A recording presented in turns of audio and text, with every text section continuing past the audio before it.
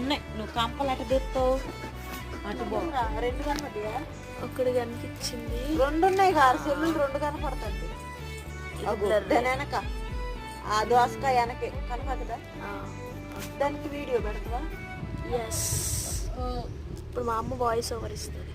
కిందకేం చెప్పేది? Hi friends.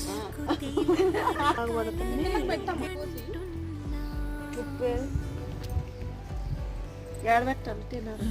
Hi